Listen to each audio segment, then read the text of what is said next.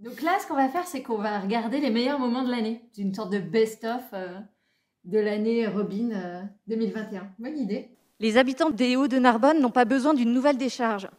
Ils ont besoin de services publics. Ils ont besoin d'une école. Ils ont besoin d'espaces verts. Ce projet, il n'était pas dans votre programme. Il ne doit pas être imposé sans concertation avec les habitants. C'était un terrain qui avait été déclassé et sorti du régime forestier, soi-disant pour faire un aménagement, et sur lequel la Colas avait un projet de réouvrir, en fait, de réexploiter le site sur 15 ans pour stocker les déchets du BTP. Et en fait, on est sur un site où on était à 40 mètres des habitations. On a fait une vidéo directement sur place, un peu au pied levé. La majorité nous a parlé d'un dépotoir. Si ça, c'est un dépotoir, on a beaucoup de soucis à se faire sur cette mandature. On l'a diffusé sur YouTube, il y a une pétition lancée. Et en 3 jours, je crois qu'on a eu 600 signatures. Et il y a eu le conseil une semaine après. Et finalement, M. Mouly a retiré la délibération. La difficulté dans ces interventions-là, sur l'histoire même, on a gagné parce qu'il n'y a pas la décharge sur les Hauts-de-Narbonne, mais c'est quoi maintenant le projet de Colas? Et c'est notre travail au quotidien de vraiment suivre les dossiers. Alors, c'est quoi? C'est les gymnases? T'as envie de savoir, hein? La marotte des gymnases. C'est sans concertation que vous avez agi. Et aujourd'hui, on le sait, fermer les gymnases aux mineurs était une mesure sans aucune preuve d'efficacité, puisque Narbonne n'est malheureusement pas épargnée par la seconde vague. Quand allez-vous enfin vous conformer aux directives gouvernementales émanant du ministère de la Jeunesse, des Sports, demandant l'ouverture des gymnases aux mineurs, ainsi qu'aux collégiens, lycéens? Voilà, cette situation n'a que trop duré, monsieur le maire. Et ce qui est fou, c'est qu'il ne s'est rien passé.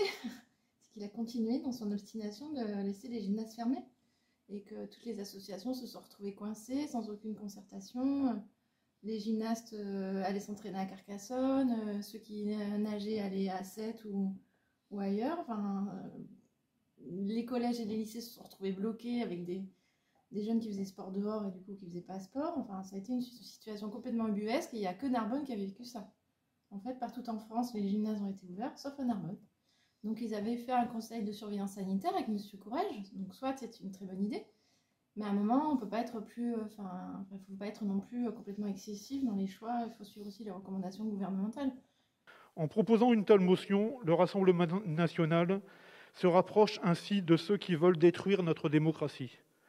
De plus, la proposition de divulguer les identités et les adresses des personnes classées S, qui, je vous rappelle, ne sont pas condamnées, révèle non seulement de l'appel à la violence, voire au lynchage, mais sont aussi inefficaces, car la surveillance actuellement mise en œuvre par les forces de l'ordre ne peut être efficace que si elle est discrète. Alors évidemment, nous les Robines, comme j'espère beaucoup de gens dans cette Assemblée, ne voterons pas cette motion anticonstitutionnelle et rappelons que certains membres du Rassemblement national ou son ancêtre Front National ont été et continuent d'être condamnés par la justice de notre République. Et cela n'est certainement pas un détail de l'histoire. Il voulait que le grand public ait accès au fichier S de notre territoire. D'ailleurs, là on voit bien, j'ai du mal à parler parce que c'est vraiment une motion qui est insupportable. Dans notre état de droit, c'est vraiment insupportable. À propos de l'Arena, tout le monde connaît mon opposition à cette salle dite multimodale sur le parc des sports. Tout le monde attendait ça. C'était mon moment de légitimité au conseil municipal. C'est tout ce qui a fait que je me suis engagée au départ. L'Arena. Politique, oui, l'Arena. Compte tenu du coût de plus de 28 millions d'euros, votre salle multimodale n'a pas été en mesure d'assurer sa fonction première, qui est d'être une salle polyvalente. Vous parliez de salle de prestige. Personnellement, je constate surtout un énorme gâchis d'argent public et votre empressement de l'inaugurer avant les élections au détriment de la qualité de conception et réalisation. Je ne peux que souhaiter que vos travaux de désenfumage permettent de lever ce problème. On a eu quand même Chantal Goya. Donc ça, mais il va avoir Lavilliers bientôt. Lavilliers. Mais t'aimes bien Lavilliers? J'adore Lavilliers. C'est vrai? J'irai même voir à l'Arena. Il te l'a avoué, il me l'a avoué. Ah ouais, bon. Madame Pigeon, pour la 34e. Oui, merci beaucoup. Donc c'est pour une délibération, enfin Madame Tigre parle, Monsieur Mouly s'en va. une motion qu'on a décidé de déposer suite à une série d'accidents fin mars. Donc un cycliste qui a été tué sur un rond-point par un camion. La même semaine, il y a une jeune fille qui a été aussi renversée cette fois par un bus, toujours en vélo. Et ça nous a rappelé une série d'accidents, dont un malheureusement il y a 1 an, qui était un salarié d'Emmaüs, qui en sortant de son travail s'est fait renverser et est décédé. Pour nous, en fait, c'est des accidents qui ne devraient pas avoir lieu, parce qu'on devrait prévoir en fait beaucoup mieux les installations pour les vélos et les piétons. Il y a des parties entières de la ville qui n'ont pas été pensées pour autre chose que pour des voitures. Et c'est problématique parce que aujourd'hui Pôle emploi est quand même à l'autre bout de la ville, difficile à atteindre en vélo ou à pied, parce que y a des logements d'urgence qui sont situés à l'autre bout de la ville et que les gens, encore une fois, longent les boulevards et vont jusqu'à ces zones à pied, à leur risque et péril. Pour nous, c'est des choses qu'on ne doit plus accepter. Il faut imaginer la ville avec un autre développement. Et c'est là où on est divergent par rapport aux autres partis. C'est que nous, on imagine que c'est une globalité. Et ne prendre le vélo, enfin les déplacements, que par un petit tronçon de piste cyclable qui va d'un endroit à un autre, c'est absolument pas suffisant. C'est prévoir le déplacement du vélo, c'est prévoir les déplacements des transports en commun, c'est prévoir la place de la voiture, parce que là on parle d'accidents évidemment, mais s'il y a des accidents c'est parce qu'il y a des voitures derrière, des voitures où c'est dangereux, et l'idée elle est vraiment de travailler sur un projet global. Surtout, ça fait des années qu'il doit y avoir un plan de déplacement urbain qui n'a toujours pas été fait. Donc en fait, les piétons, les vélos et les bus ne sont pas intégrés dans le déplacement de la ville. Donc à partir de là, rien n'avance. Les associations ne sont pas associées à ces réflexions, les usagers ne sont pas associés à ces réflexions, donc ça nous fait craindre que finalement, comme toujours jusqu'à maintenant, les solutions proposées ne soient pas adaptées. C'est là que c'est problématique. Qu'est-ce qui nous a occupés cet été?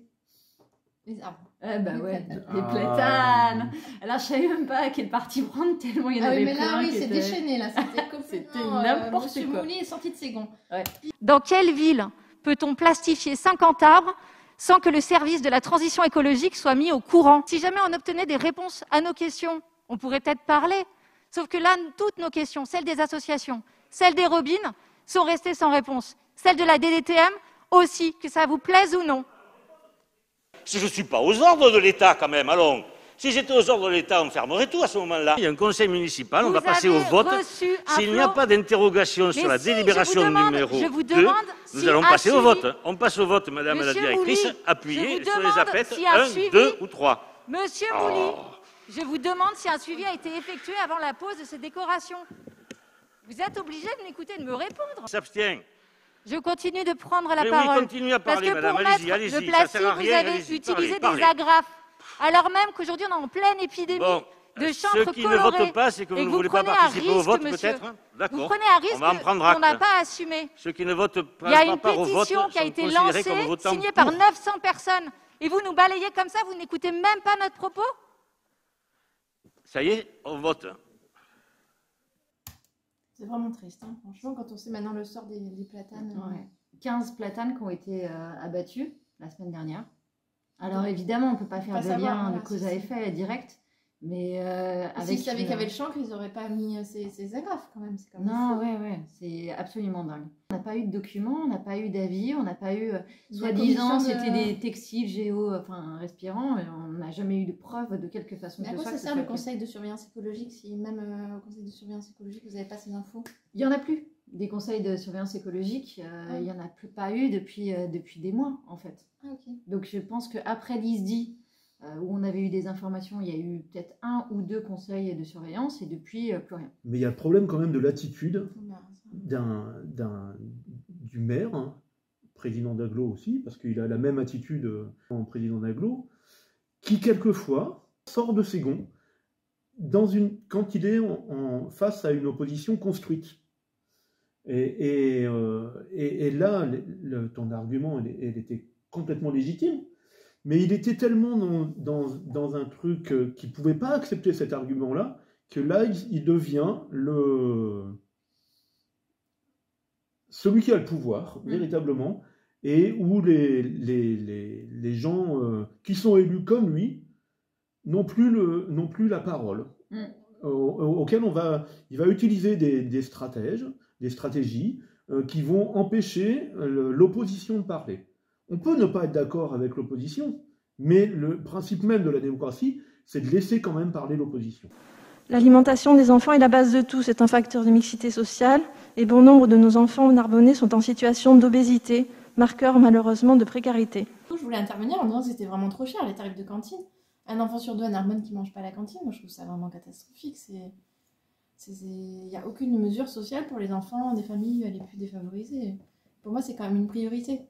C'est permettre d'accéder à ces enfants-là, ça veut dire qu'ils vont avoir des petits copains entre midi et deux qui sont peut-être pas de leur milieu, ça crée de la mixité, ça améliore la qualité de ce qu'ils mangent, parce que sinon, à la maison, malheureusement, ils font avec une pizza, pour 2 enfants, ça coûte beaucoup moins cher qu'un repas à la cantine.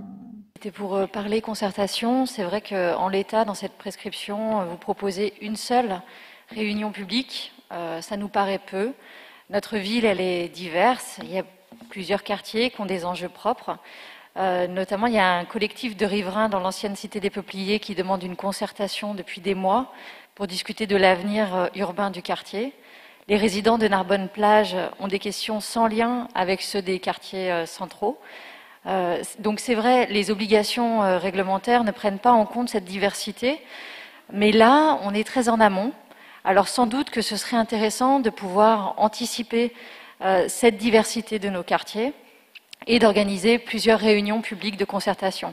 On pense qu'on y gagnerait, que les experts qui vont travailler sur ce PLU y gagneraient, et qu'au final, Narbonne y gagnerait. Merci. Je vous en prie, madame, je vous donne la main. Organiser ces réunions de concertation, réunions publiques. J'ai envoyé un mail pour dire que, d'accord, on était partant pour organiser ces réunions publiques, parce qu'on pense que le PLU, le plan local d'urbanisme, c'est important, et on pense que les Narbonnais doivent pouvoir donner leur avis, et en fait, pas eu de réponse.